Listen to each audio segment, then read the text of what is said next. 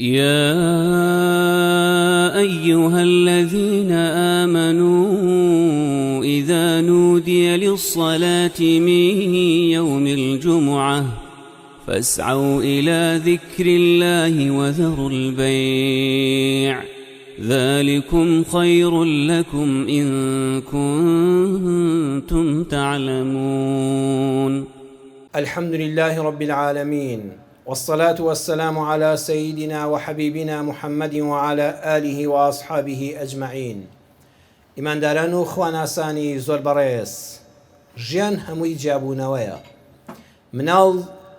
دوای ئەوەی کەوا ماوەی کۆرپەلەی لەسکی دایکیا تەواو دەکا لە دایکی جیا دەبێتەوە. ژیانی ئێمە یەکەم جار بە جیابوونەوە دەست پێ دەکا. جیابوونەوەمان لە دایکمان، سربەخۆبوونی ئەم منداڵە و هاتنە جیهانێکی نوێەوە. پاشانیش کۆتا قۆناغی ژیانیشمان دیسان جیابوونەوەیە. جیا دەبینەوە لە ماڵەکەمان، لە ئەولادەکانمان، لە کەسوکارمان، لە هاوڕێیانمان. سەیریکەن بەڕێزان، یەکەم جاری ژیانمان جیابوونەوە، کۆتا جاری ژیانیشمان دیسان جیابوونەوە. لە نێوانی ئەم دوو جیابوونەوەیەدا کۆمەڵێک جیابوونەوەی ترمان هەیە. یەکەم جار جیابوونەوەی کوڕ و کچ لە ماڵی باوکیان. کچێک کاتێک چەند ساڵێک لەگەڵ باوکو دایکیان ژیاوە، وەختی شوکردنی دێ و ماڵەکە بەجێ دێڵێ. کوڕێکیش چەند ساڵ باوکو دایک بە خێویان کردووە، لەگەڵیان ژیاوە. دواتر سنەتی ژیان وایە، ژیان ئاوا درێژەی پێدەدرێ و ئاوەدانی لەسەر زەویدا دروست دەبێ کە ئەم کچە ماڵی باوکی بەجێهێشت، ئەم کوڕەش ماڵی باوکی بەجێهێشت لە خێزانێکی نوێدا، لە ماڵێکی نوێدا بناغەی خێزانێکی نوێ دروست دەبێ. چەند جوانە ئەم کوڕە لە ماڵی باوکیە ئەوەندە ساڵح بوو بێ، ئەو کاتێک کە جیا دەبێتەوە باوکو دایک بۆی بگرین. چەند جوانە ئەم کچە لە ماڵی باوکو دایکە ئەوەندە ڕێک و پێک بێ، ئەوەندە خۆشیان بوێ، ئەوەندە بە سەربەرزی شووی کردبێ، کاتێک کە خواحافیزی لێ دەکەن و دەڕوا بەرەو ماڵە نوێیەکەی خۆی، چاویان فرمێسکی شادی پیابێتە خوارەوە. ئەی چەند ناڕەحەتە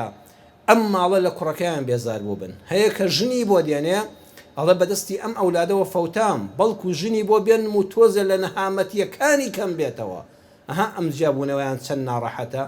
چەند ناشرینە. کچی وا هەیە لە ماڵەوە هەر ئەرک و برکە بۆ دایک و باوکی، یان شوکردنەکەی سەربەرزانە نییە بەداخەوە. کاتێک کە دەڕوا و دەچێتە ماڵی خۆشی، لە ماڵی باوک و دایکی جیابەوە، بەڵام جیابوونەوەیەکی مەردانە و جوامێرانە نەبوو، سەربەرزانە نەبوو. وەیە کاتێک کە کوڕ و کچ ماڵی باوکیان بەجێ دێڵن و دەچنە خانە و لانەی نوێی خۆیانەوە، خۆزگە جیابوونەوەیەکی جوان بێ. جیابوونەوەی دوو هاوڕێ، دوو شەریک چەند ساڵێک لە شوێنێکا بەیەکەوە کاریان کردووە کە جیا دەبنەوە، چەند خۆشەویستی لە نێوانیاندا بمێنێ کار لە کاتی جیابوونەوەدا. شتێکی چەند جوانە. مامۆستا و قوتابی، فەقێ و مەلای مزگەوت، دوو هاوڕێ حیزبی کە لە حیزبێکا ساڵانە کاریان کردووە. لە هەمووان تاڵتر بەڕێزان جیابوونەوەی ژن و مێرد کە لە قورئانە پێی دەوتێت تەلاق. بەداخەوە لای ئێمەی کوردی موسڵمان، من باسی وڵاتی خۆمان و سنووری خۆمان دەکەم، جەنابیشت دڵنیام دانیشتوان، بینەران و بیسەران هاوڕان لەگەڵمدا لە وڵاتی ئێمەدا زۆربەی هەرە زۆری جیابوونەوەکان بە ناخۆشین. دوو هاوڕێ چەند ساڵ بەیەکەوە ڕەفیقن کە جیا دەبنەوە دەبێت بە ناخۆشی لێک جیا ببنەوە. ئەوە نییە کا بڵێن خەیچەکە بە یەکی شەو نەبین هەر براکەی جارانین. دوو شەریک لە وڵاتی ئێمەدا ساڵانێک بەیەکەوە پارەیان پەیدا کردووە، بەیەکەوە کەسابەتیان کردووە، بەیەکەوە شەو نخونیان بە دیار کەسابەتەوە کێشاوە. سوبحان الله، دەبینی کە لە یەک جیا دەبنەوە ئەمجا زەمی یەکتر دەکەن. زۆر ئاساییە تۆ کەسابەتی خۆت بکەی، منیش کەسابەتی خۆم بکەم، بەڵام با برایەتی و خۆشەویستیەکەمان بمێنێ. لای ئێمە دوو شەریک کە جیابوونەوە بە عەجزی لە یەک جیا دەبنەوە.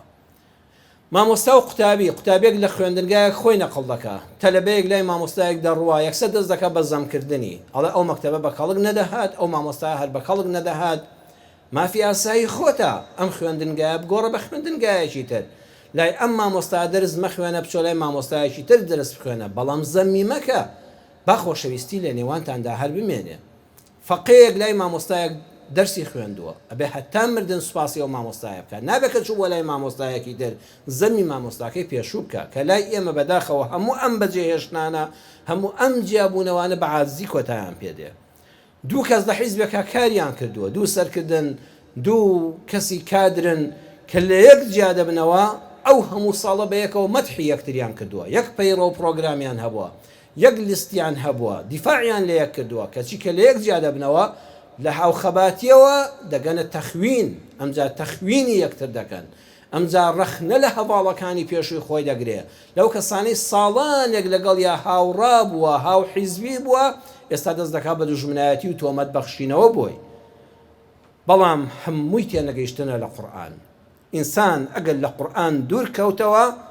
بەڕاستی ژیانی تاڵ دەبێ قورئانی پڕبەرەکەت و بەخشش باسی تاڵترین جیابوونەوەمان بۆ دەکا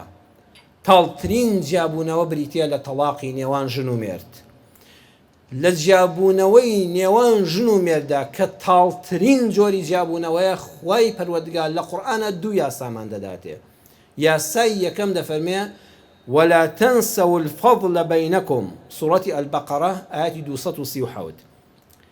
ئەم ئاەتە چەند دەرسی لێوە دەگیرێ یەکەمیان ساڵانێک لەگەڵ کەسێکە خۆشەویستیت هەبوو لە یەک سەعاتی تووڕەییدا هەمووی سەربی سەفر مەکە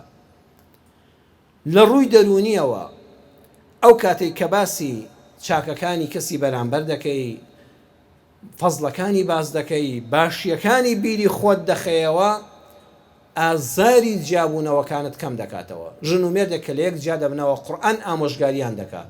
دەفەرمێت چاکەکانی پێشوو ژیانی نێوانتان لە یاد مەکەن جا ئەم ژنە بیری کردەوە ئەم پیاوە چەند باش بوو پیاوەکە بیری کردەوە ئەم ژنە چەند باش بوو لە جیاتی خراپەکانی بێنێتەوە بیری خۆی چاکەکانی هێنایەوە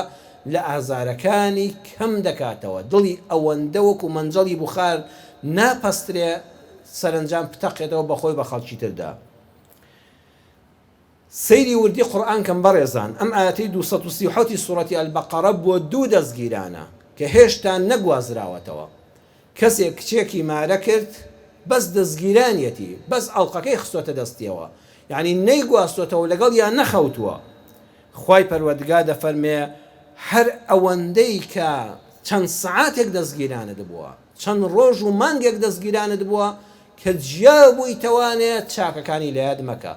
بیری ئەوە بکەوە ڕۆژە ماڵی خەزورت دەرگایان بۆ کردیەوە ئەم کچە پەنجەی هێنا و ئەڵقەت خستە دەستیەوە دەستی خستە دەستەوە وێنەی لەگەڵا گرتی متمانەت پێت بوو کچەکەش بێت لەوە بکاتەوە ئەم کوڕە لە ناو هەموو کچانە منی هەڵبژات ئامادە بوو هەموو کارێکم بۆ بکە بەڵام قەدەری خوای گەورە بەیەکەوە نەگونجاین دیارە من خراپ بووم یان ئەو وەک پێویست نەبوو بێ خەڵکی باشتر هەبوو بە منیش و بۆ ئەو کارەکەمان لەسەر بنچینەیەکی دروست نەبووە ئەمە بۆ دەستگیرانێک خوا دەفەرمێ ئاوا بیر بکەنەوە ئەی ژن و مێردێک چەندین ساڵ بەیەکەوە بن و دایکی منداڵی بێ ئەبێت چۆن چاکەکانی یەکتر لە یاد بکەن خاڵێکی تر لە هەموو بەیەکەوە بوونێکدا في المعاملات في بداية أي علاقة تظهر المشاعر وفي نهايتها تظهر الأخلاق أمدي رب رزان زور بوردي جوا بقرن لهمو پەیوەندیەکە سەرەتا کە دوو کەس لە یەک نزیک دەبنەوە ئەوەی دەردەکەوێ مەشاعرە هەست و سۆزە هەست و سۆزی ئەم دوو کەسە بۆ یەکتر دەجوڵێ و دەردەکەوێ بەڵام لە جیابوونەوەدا تظهر الأخلاق ئەخلاق و ڕەوش دەردەکەوێ لە کاتی جیابوونەوەدا ئەخلاق دەردەکەوێ ئەها کوڕکچێک کە دەبنە دەستگیران ئەوەی دەردەکەوێ هەردووکیان سۆزیان لێ دەبارێ هەردووکیان خۆشەویستیان لێ دەبارێ دوو دەوڵەمەند کە پارەکانیان تێکەڵاو دەکەن و دەبنە شەریک هەردووکیان سۆزی پەیداکردنی پارەیان هەیە تەماحێک لە نێوانیاندا هەیە بەڵام کاتێک کە لە یەک جیا دەبنەوە ئەخلاق دەردەکەوێ لەو کاتەیە دەرەکەوێ فڵان کەس چەند بە ئەخلاقە چەند ڕەوش بەرزە چەند سیفەتەکانی بەرز و باڵان لەگەڵ کێشە و دوای جیابوونەوەدا هەمیشە ئیجابیاتەکان لایەنە باشەکان بێنەوە بیر خۆت هەر بیر لە خراپەکان مەکەوە خاڵی کۆتایی پێمان دەڵێ لەم ئاەتەدا وەلا تەنسەو الفەضل بەینەکم کەتم الأسرار الزەوجیە شاردنەوەی نهێنیەکانی نێوان ژن و مێرد دووشتە مڕوئەت و دین هەم مەردایەتی و جوامێریە هەم دین و ئاینە ژن و مێردێک کاتێک کە لە یەک جیا دەبنەوە دووشتە دینیان جوامێری و مەردایەتیان ڕێگایان پێنادا بە ناشرینی باسی بەرامبەرەکەی کە پیاوێکی ساڵح هەبوو لەگەڵ ژنەکەیان ناکۆک بوو پیاوانێکی بەکر ڕێزی وەکو جەنابتان خزم و کەسوکار وتیان باشە تۆ بۆ لەگەڵ هاوسەرتدا ناکۆچی وتی مەردایەتی و دینم ڕێگەم پێنادا باسی هاوسەرەکەم بۆ خەڵکی بکەم ئێستا ئایا لە مەدیسا دانیشە یەک قایمەی گەورە لە خراپیەکانی هاوسەری بۆ خەڵکی دەیجێڕێتەوە بۆ ئەم و بۆ ئەو بە تەلەفۆن و هەمووی باز دەکات نابێ مەردایەتی و دین ڕێگەت پێنادا باسی ژنی خۆت بۆ خەڵکی بکەیت کاتێک کە تەلاقی دا و بە یەکەوە نەگونجان وتیان دەی ئێستا پێمان بڵێ خۆ ئێستا ژنن نەماوە وتی ئێستاش مەردایەتی و جوامێری و دین و ئیمانەکەم ڕێگەم نادا باسی ئافرەتێک بکەم کە پەیوەندی بە منەوە نییە ئێستا بۆ تا غەریبە لە من چۆن پیاو ڕێگەی بەخۆی دەدا باسی ئافرەتێک بکا کە هاوسەری نەبێ و پەیوەندی بە ئەوەوە نەمابێ و لەژێر نیکاحی ئەوە نەمابێ ئەو کەسانەی کەوە لە کاتی جیابوونەوە بە تایبەتی لە ژن و مێردایەتیدا بەهانە دەگرێت بۆ ئەوەی لە هاوسەری جیابێتەوە دڵنیا بە نایباتە قیامەت وەڵڵی پەروەردگار هەل لەم دنیادا تۆڵەی لێ دەکاتەوە بەسەر هەر لە دنیادا یەکجار زۆرە ئێمە ئەوانە باز ناکەین کە بیستومانەوە و بۆمان باز کراوە یان بینیومانە ئەوانە باز دەکەین کە لە دووتوێی کتێبەکانە باز کراون ئەوانە باز دەکەین کە لە تەفسیری قورئانی پڕبەرەکەت و بەخششە زانە گەورەکانی ئیسلام نووسیویانەتەوە لە تەفسیری نابلووسیدا زانای پایەبەرز دکتۆر محەممەد ڕاتب ئەنابلووسی لە مجەلەدی یەکدا لە لاپەڕەی 547دا دەفەرمێ کچێکی جوان سیما جوان دیندار ڕەوشبەرز ماڵێکی چاک دایک و باوکێک بە ئەخلاقی پەسەند کچەکەیان پەروەردە کردبوو کاتی شوکردنی هات کەسێ هاتە خوازبێنی دووشتی لێک جیاوازی هەبوو پارەی زۆر سیارەی مۆدیل بەرز کۆشک و تەلار و مەزرعە بەڵام دینی کز و لاواز پارە زۆری دین کەم ئەمە زۆر خەتەرە پارە زۆری دین کەم ئەم ماڵە لیان نزیک بوونەوە و لە ڕێی دۆستێکە و کەسێکەوە بڕیاریاندا کچەکەیان شووی پێکرد ئەم ماڵە خۆیان زۆر بەدەوڵەمەند دەزانی مارەیەکی یەکجار زۆریان بۆ خۆنواندن لە ناو مەدیسی ژنمارەکردنا بڕیاردا بۆ نمونە 1000 لیرەی زێڕ مارەی ئەم کچە بێ بەڵام کاتێک کە کچەی دیندار و خواناس و ڕەوشبەرز گواسترایەوە بۆ ماڵی ئەم کوڕە دەوڵەمەندە دینکەمە پارە زۆری دینکەم کوڕەکە داوای لێ دەکرد بچینە حەفلەی ماڵی فڵان کەس ئەبێت لە چکەکە لەوێدانێ و جلەکانت مۆدیل بن و لە شاییە هەڵپەڕین وەک ئەو خەڵکە و ئەوش دیگە بەخوا من فێری ئەوانە نیم بەخوا من لە ژیانما بەم کوژی ناتوانم لە شایە لەگەڵ خەڵکە هەڵپەڕم مێردەکە دیگوت ئێمە خێزانێکی کراوەین ئەوە زۆر اعتیادیە خەڵک لە دەستی خوشکی منە هەڵدەپەڕێ من دەستی خوشکی خەڵک دەگرم کچەکە ئامۆژگاری کرد کوتی ئاخر خوا نەهیلەوە کردووە وتی نابێشتیوە بە قسەی نەدەکرد ئەچوونە شوێنێکەوە دەچوونە سەفەری وڵاتێک دەیگوت لەم وڵاتەدا پێویستە حیجاب نەکەی وەکو ئەو وڵاتە جلی مۆد و ڕوود لەبەرکە ئەیگوی ئاخر دینەکەم گەورەترە لە مۆد و عادەتی ئەو وڵاتە ئیتر بە هەر حاڵ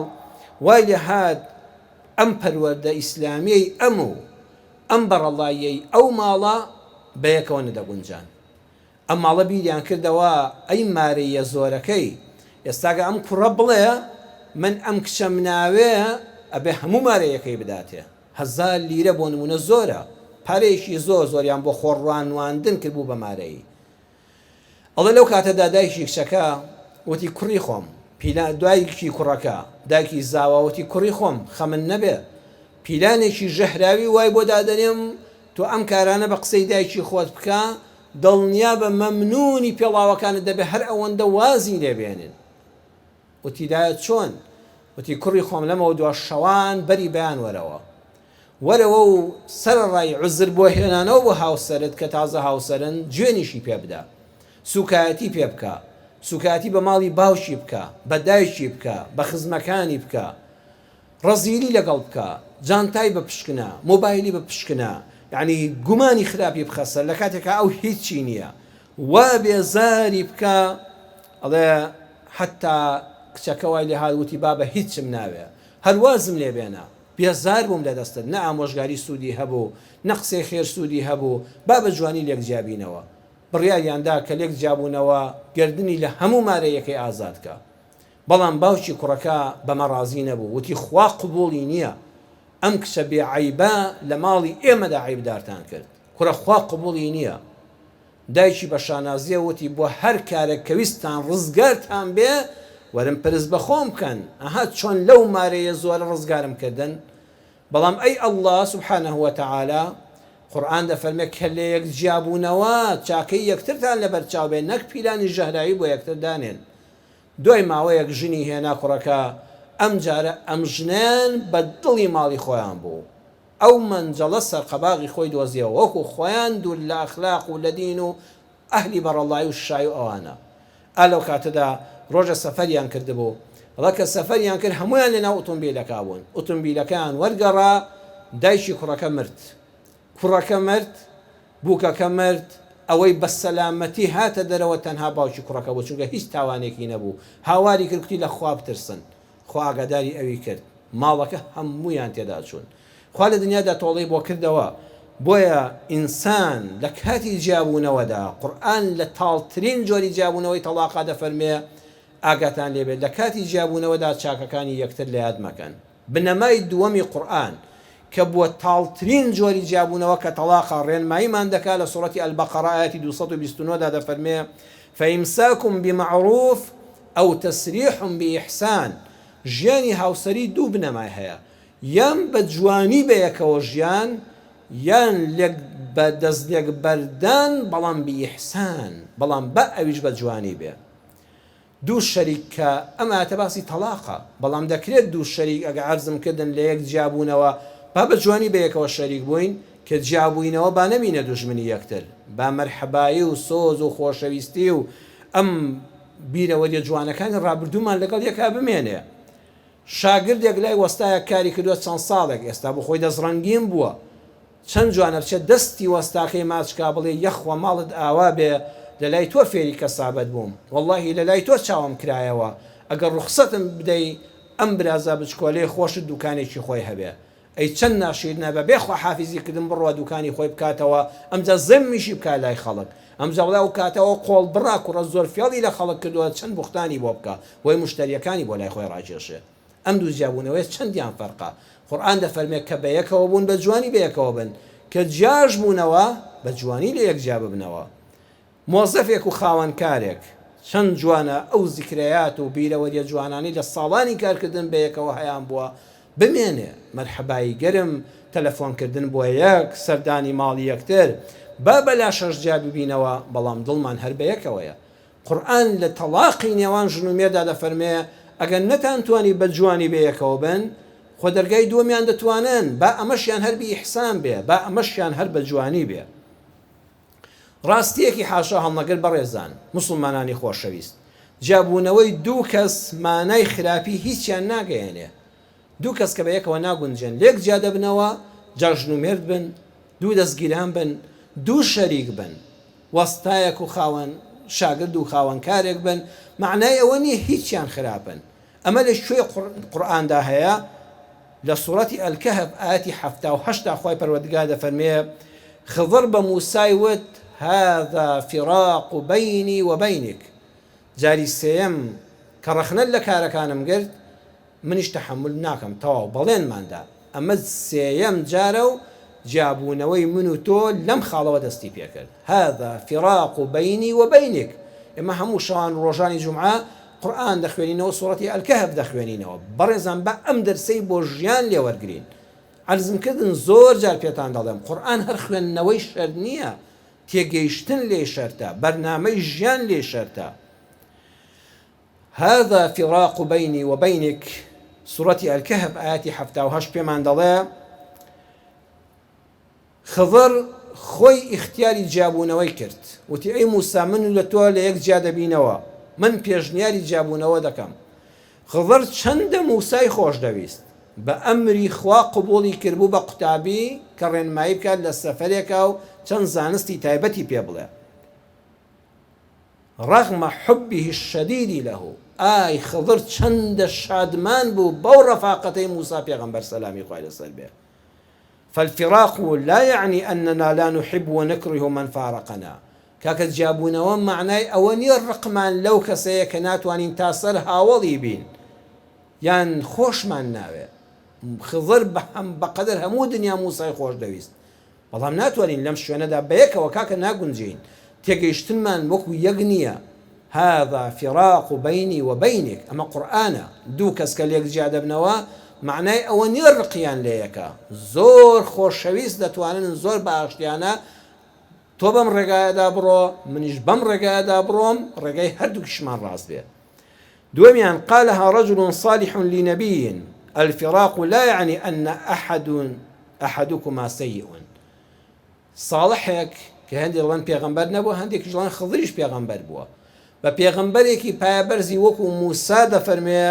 دەڵێ با لە یەکتری جیا ببینەوە ئەمە خاڵی جیابوونەوەمانە ئەم ئاەتە پێمان دەڵێ جیابوونەوەی دوو کەس معنای خراپی یەکێکیان نییە هیچیان خراپ نین نەعوذ بالله بڵێ موسا خراپە نەعوذ بالله بڵێ خزر خراپە کە خوا بۆ خۆی لە سوڕەتی کەهفە بە چەند شێوە وعلمناه من لدنا علما ئەوا مەدحی دەکا ئەم دوانە خراپن نەعوذ بالله پەنا بەخوا کەچی ئەم دوو ساڵحە ئەم دوو پایە بەرزە ئەم دوو چاکە ناتوانن تا سەر بەیەکەوە بن ڕێگەی هەردووشیان ڕاستە دەکرێت دوو کەس کە لە یەک جیا دەبنەوە هەردووشیان لە دووتکەی چاکەکاریدا بن بەسەرهاتێک هەیە ئەڵێ باوکێک هەبوو پیاوێکی بەڕێزی وەکو جەنابتان خانەدان و دیوەخاندار ئاواتی ئەوە بوو لە ژیانە کلیلی کردنەوەی دەرگای خێر بێ قەفڵی داخستنی دەرگای شەڕ بێ خەڵک پرسیان پێ دەکرد ئاژاوە لەسەر دەستی دەکوژایەوە چوو بۆ تەمەنەوە و هەستی دەکرد لە مەرگ نزیک بۆتەوە خەمبار بوو کوڕێکی بەڕێزی وەکو ئەو کوڕە گەنجانەی هەبوو وتی باوە گیان لەخوا بەزیابێ قەرزار نین ئەلحەمدوللیلا نەبوو نین لەخوا بەزیابێ ئەمە هەمومان ڕوو لە خوین حەز دەکەم غەمباریت پێوە دیارە وتی کوڕی خۆم واللهی خەمی هیچم نییە لە دنیادا بە پاکیش ژیاوم چاکەم چاندووە دڵکم لە ڕێی خەڵکە نەچاندووە خەڵکم لە چاڵ هێناوەتە دەرەوە کەسم نەخستوەتە چاڵەوە فرمێسکم لە چاوان سڕیوە چاوی کەسم پڕ لە فرمێسک نەکردووە گیرفانی خەڵکم گەرم کردووە گیرفانی کەسم نەبڕیوە ڕێنمایی خەڵکم کردووە کەسم هەڵ نەدێراوە واللهی خەمی ئەوانەم نییە بەڵام خەمی یەکشتمە دوای مردنی من ئەم دەرگایەدا دەخرێ دوای مردنی من ئەم دەرگایەدا دەخرێ و حیفێ چاکەکانمان کۆتایی پێدێ کوڕەکەی وتی باوکە گیان خەمن نەبێ واللهی کوڕی خۆت لە تۆوە فێر بووە دەرسی ژیان زۆر لێوە فێر بووم بەڵێم بێ خەم مەخۆ لە دوای تۆش نایهەڵم ئەم دیوەخان و ئەم قۆناغەدا بخرێ هەر لە خزمەتی خەڵکا دەبم باوشی وتی بەخوا زەحمەتی پێت بکرێ وتی بە ئیزنی خوا پێم دەکرێ باوکی وتی تاقید دەکەمەوە چەند پرسیارێکت لێ دەکەم وتی باوە گیان فەرموو وتی کوڕی خۆم ئەگەر پیاوێکی سەخی تەبیعەت پیاوێکی پیاوانە و سەخی تەبیعەت هات نەلات شکوای حاڵی خۆیان هێناوتیان کێشەمان هەیە یەکیان سەخی تەبیعەت و پیاوانە و مرد یەکیان ڕەزیل و چروک و ناکەس بەچە هاتوون کێشەیەکیان هەیە لەسەر ماڵێک لەسەر زەویەک لەسەر پارەیەک چۆنیان حەل دەکەی وتی باوە گیان بە پیاوە سەخیەکە بە پیاوە چاکەکە بە پیاوە مەردەکە دەڵێم بێنە ئەم پارەیە بدە بەو ڕەزیلە بەو چروکە بەو شەڕەنگێزە وتی بۆ وتی باوە گیان ئەم پیاوە ساڵحە ئەم پیاوە سەخیە ئەم پیاوە خێرخوازە کەس یەخەی پێ نەگرتووە کە ماڵی خۆی دەبەخشێ ئێستا تووشی بەڵایەک بوو بێ پیاوێکی چروک و ڕەزیل کە دینارێک لە دەستی نایەتە دەرەوە یان دەبێ بیکوژی یان بتکوژێ ئەو ماڵ لە دەستی نایەتە دەرەوە ئەم پیاوە کاتێک خەڵکی یەخەی نەگرتۆ ماڵی خۆی دەبەخشێ ئێستا دەفعال بەلا بووە لە کۆڵبوونەوەی چروک و ڕەزیل و لابەلایەک و لات و لەوێرێک حیف نییە بیخەیە مەحکەمەوە هەر نانخم بەرامبەریەک لەم کاکە بێنە شیسەیە پارە بێنە بیدەین بەم ڕەزیلە و لە کۆڵ بێتەوە وتی ئافرین ئافرین کوڕم بەڕاستی کێشە ئەوە حەل دەکرێت وتی ئەی ئەگەر دوو ڕەزیل هاتن بۆ لات و کێشان هەبوو لەسەر شتێک وتی بەخوا بابە دوو ڕەزیل و چروک و ڕەزیل بیکوژی بەس نەک بڵێ پارە بێتە دەرێ ئەی ماڵی دنیامان بۆ چییە ئەی ناو و ناوبانگ من تەنها بۆ ناو تێدا بم ئەبێ هەر بە قسە تێدا نەبم بەشێک لە ماڵ و داراییم دادنێم هەر یەکە شتێک پارەیان دەدەمێ نایڵم شەڕ لە نێوانیاندا ڕووبدا لە گیرفانی خۆم پارە دەدەم بەو دوو ڕەزیلە چونکە هیچیان نایدەن بە هیچیان باوکی وتی هەی ئافرین بەخوا ئەمەشان ڕاستە وتی ئێگە دوو پیاوی مرد و جوامێر و بە شەهامەت و زانا و سەخی تەبیعەت بوو بە کێشیان هاتن بۆ لات وتی باوکە گیان ببوورە کەریمانی لا یەختەسیمانی دوو ئینسانی بەڕێز و بە حورمەت و سەخی و زانا قەت نابێتە کێشیان ئەگەر گوتی چۆن کوڕەکەوتی باوەجان ئەگەر بوو بە کێشیان سعاتێکە هەر سعاتێکە دڵیان لە یەک گەرم دەبێت تووڕە دەبن دوای سعاتێک هەردووچیان دەچنەوە سەر ئەسڵەکەی خۆیان هەردووچیان معدەنە ئەسڵەکەیان دەردەکەوێتەوە و دەست دەکەنەوە ملیەک و دڵنیا بە ناگەنە مەحکەمە و دادگا و ماڵی ئێمە باوشی وتی ئێستا ئەم دەرگایەدا ناخرێ تەواو فێری دەرسی ژیان بووی بۆیە بەڕێزان ئەلکەریمانی لا یەختەسیمان دوو ئینسانی بەڕێز و بە حورمەت قەت کارێک ناکەن بگەنە دادگا بگەنە لیژنەی فتووە خەڵک پیانەوە ماندوو بێ عاجزی هەڕوو دەدا بەڵام لە جیابوونەوەیاندا هەردووکیان معدەنیان ئەسڵە دڵی یەکتر ڕازی دەکەن و بە جوانی لە یەکجا دەبنەوە خذ العفو وأمر بالعرف وأعرض عن الجاهلين قرآن ڕێنماییمان دەکا دەفەرمە بەردەوام لێ بوردەبە بەردەوام فەرمان بە چاکە بکە ئینسانی نەفام و نەزان و ئینسانی سەربەجێ چەڵ پشتی تێکە ڕووی لێ وەرچەرخێنە لە کۆڵ خۆتی بکەوە هەمومانەوە بەسەرەتەمان بیستوە ئیمام حەسەنی بەسڕایی ڕەحمەتی خوای لێبێ حەسەنی بەسری کاتێک کە کەسێک زۆر تەشیری پێ دەکات زۆر ناوی دەزڕێنێ زۆر بوختانی ناڕەوای بۆ دەکا ئەو کاتە حەلوای تایبەت هەبووە زۆر شیرینێکی تایبەت بووە یەک سەرسینی گەورەی بە گەنجەکە بۆ دەنێرێ بە قوتابیەک و بە فەقەیەکی خۆیدا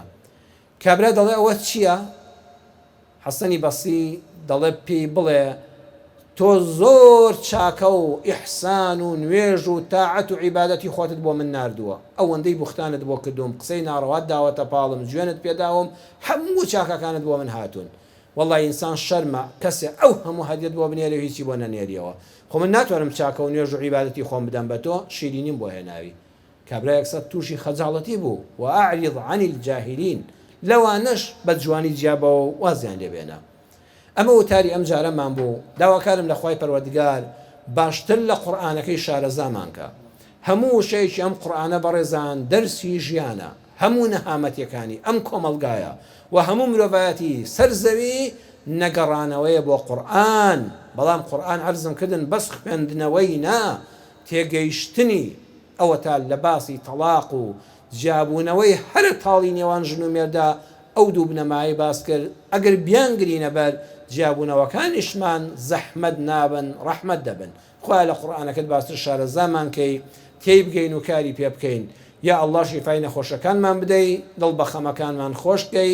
ڕەحم بە حاڵی هەموو لایەکمان بکەی ئامین ئامین والحمد لله رب العالمين